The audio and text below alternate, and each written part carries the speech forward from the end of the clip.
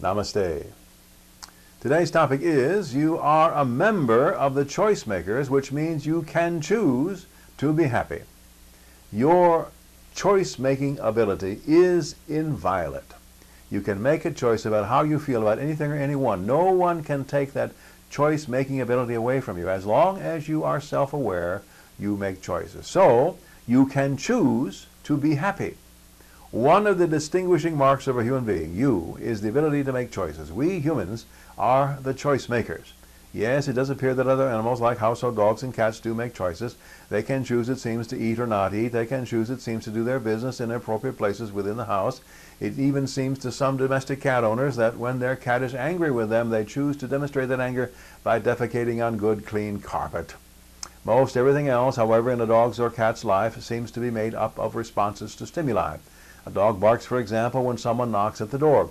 Hard to break a dog of that primal instinctual behavior. A household cat might well bump heads with you if it wants your attention or affection. Some cats bump heads, some don't. What makes the difference? I don't know, but I believe some are acting out of a response pattern. The cat bumped a head one day, got some affection in return, and now has a learned response. Some would say a conditioned response. But human beings, while having some instincts, can choose to go beyond those instinctual and ancient patterns. You can choose. You have choice. Always. How can I say always? Because you always have the choice as to how you will feel about someone or something.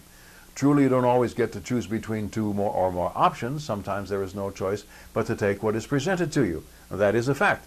But you always have the option to decide how you're going to respond emotionally or spiritually to what is presented to you. To be sure, some events in life are horrific and disastrous. Your immediate response, of course, will be horror-filled or fear-inducing. These are natural responses. I would be afraid for you if you did not react negatively at first in such circumstances.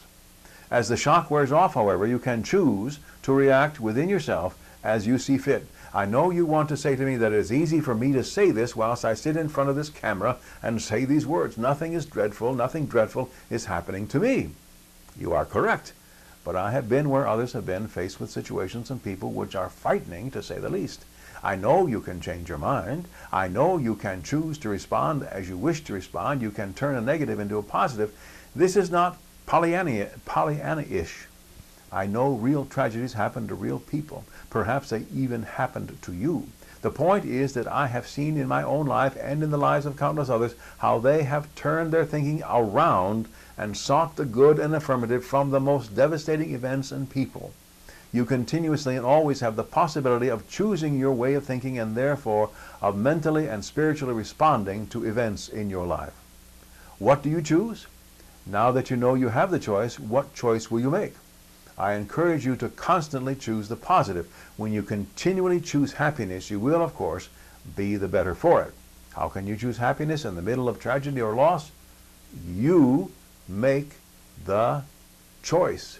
You seek and keep your connection with the all there is. In that connection, you see that you are accepted still just as you are. In that acceptance, you find true, deep, everlasting happiness.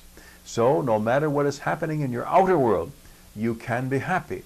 No, you don't have to be jumping for joy in the midst of loss or catastrophe, but you can have the inner peace that passes understanding, which comes from happiness.